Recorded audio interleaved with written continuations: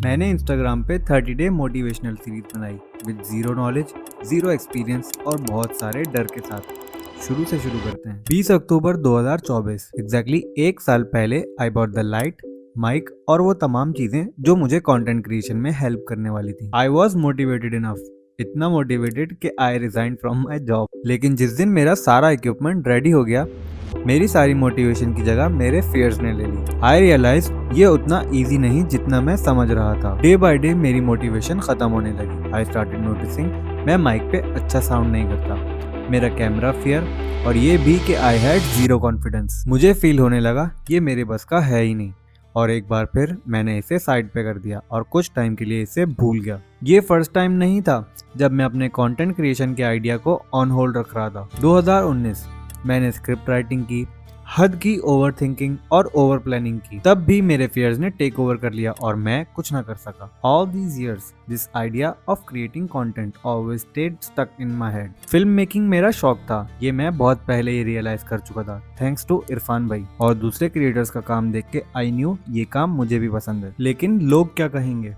हंसेंगे, मजाक उड़ाएंगे, और क्या मैं परफेक्टली ये कर भी पाऊंगा या नहीं। इन सारे फियर्स ने मेरे लिए इसे ट्राई करना भी इम्पॉसिबल बना दिया। 2025 present, I was demotivated, lost and confused. इस बार थोड़ा अलग था। I had no other choice. I needed motivation ताकि मैं इसे स्टार्ट कर सकूं।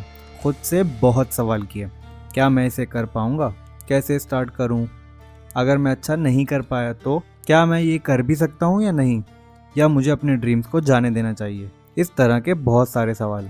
ये सवाल मुझे खाए जा रहे थे, लेकिन मुझे इसका हल ढूंढना ही था। फिर अचानक आई गॉट एन आइडिया। मैंने सेल्फ टॉक की और खुद से बात करके रियलाइज हुआ कि फियर्स तो मेरे कभी खत्म नहीं होंगे, पर इन फियर्स की वजह से मैं अपने ड्रीम्स को जाने नहीं दे सकता। मुझे अपने सारे डरों को फेस करना होगा। स्टार्ट परफेक्टली नहीं होगा, लेकिन फिर भी स्टार्ट तो होगा। कुछ ना करके मैं कभी कुछ सीखने नहीं वाला, और सीखने के लिए मेरे पास ट्राई करना ही एक ओनली ऑप्शन है। पर मुझे डर था, ये शॉर्ट टर्म मोटिवेशन आज है कल चली जाएगी। आई नीडेड अ चैलेंज जो मुझे पुश करे। तो मैंने खुद को एक चैलेंज दिया, क्यों ना एक चैलेंज हो जाए। कैसा चैलेंज? एक चैलेंज जहां तुम्हें एक 30 डे सीरीज बनानी होगी, जिसमें तुम रोज लिखोगे, शूट करोगे, एडिट और अपलोड करोगे। ये तो इम्पॉसिबल है, तो कर लो जॉब, छोड़ दो बड़े ख्वाब देखना। पर ये चैलेंज इतना ईजी थोड़ी है। तुम्हारे ख्वाब भी तो छोटे नहीं है ना। और हाँ, तुम्हें इससे सीखने को भी बहुत मिलेगा, इंटर्नशिप की तरह, जहाँ पैसे 0 और लर्निंग 100% होती है। एग्जैक्टली। डेली पोस्ट करने से तुम्हें आएगा कॉन्फिडेंस और डिसिप्लिन, जो तुम्हें आगे अपने गोल्स को अचीव करने में हेल्प करेगा। पर टॉपिक क्या होगा? ऐसा क्या टॉपिक हो जो इंटरेस्टिंग भी हो, तुम्हें कंसिस्टेंट भी रखे, और उसमें तुम्हारी लर्निंग प्रो मैक्स लेवल पे हो जाए। इस चैलेंज में तुम्हें सबसे ज़्यादा क्या चीज़ की ज़रूरत है? मोटिवेशन, बहुत ज़्यादा मोटिवेशन। मोटिवेशन की कमी है। क्यों ना मोटिवेशन पे ही काम किया जाए। क्यों ना एक सीरीज बनाई जाए जिसमें तुम रोज सिर्फ एक वर्ड पे रिसर्च करो, और उस वर्ड से जो सीख तुम्हें मिले उसे कंटेंट की शक्ल में आगे प्रेजेंट करो। थैंक्स, आगे मैं देख लूँगा। ये डबल डबल करके थक गया हूँ। मुझे ये आइडिया बहुत इंटरेस्टिंग लगा।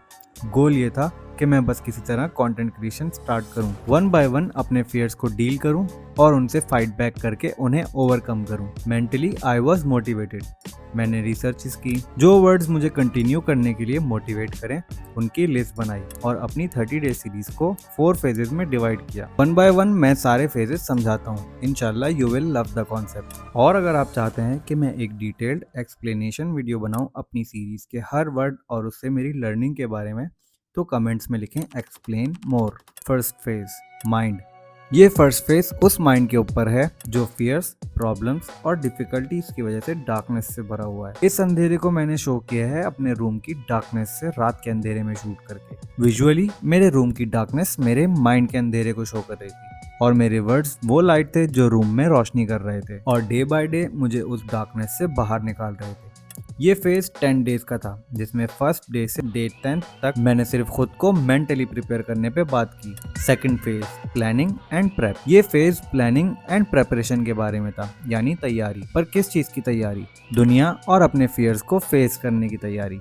मैंने दिखाया कैसे पिछले 10 दिन की मोटिवेशन मुझे अंधेरों से बाहर ले आई है, कैसे अब मैं कंफर्टेबल हूँ अपने डार्क रूम और माइंड की डार्कनेस से बाहर आकर फाइनली अपने गोल्स पे काम करने के लिए। ये फेज 5 वर्ड्स यानी यानी 5 डेज का था, जो थे day 11th to day 15th। इन 15 डेज के पीरियड में मैंने ये देखा कि कैसे मेरा कैमरा फियर गायब होता जा रहा था। मैं माइक पे और कॉन्फिडेंटली बोल पा रहा था और हजारों रीटेक्स करने के बाद आई रियलाइज्ड कि ये मैं कर सकता हूँ। थर्ड फेज, यहाँ से शुरू होता है मेरे लिए रियल चैलेंज। अब फाइनली टाइम था, मुझे अपने घर की 4 दीवारी से बाहर निकल के लोगों के दरमियान रिकॉर्ड करना था।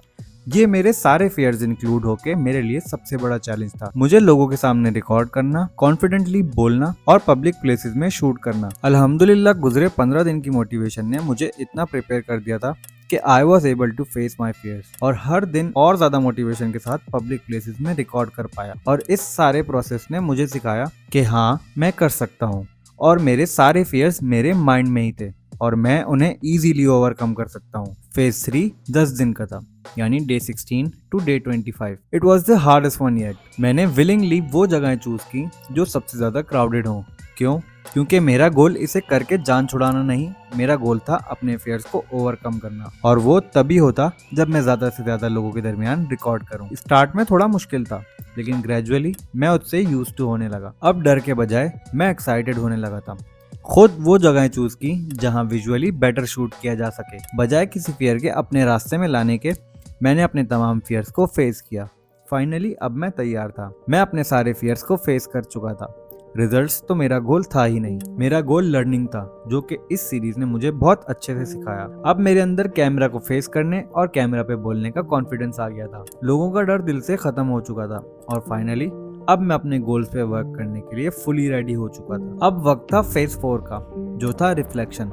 इस फेज में वर्ड्स मोटिवेशनल के साथ साथ स्टोरीज पे बेस्ड थे। ये सिर्फ मोटिवेशन नहीं बल्कि सेल्फ रिफ्लेक्शन के बारे में थे। यहाँ हमने बात की कि कैसे हम अपने एक्सपीरियंसेस से क्या क्या सबक हासिल करते हैं और उन्हें कैसे जिंदगी में पॉजिटिव वे में लेके आगे चल सकते हैं। ये तो बस स्टार्ट था।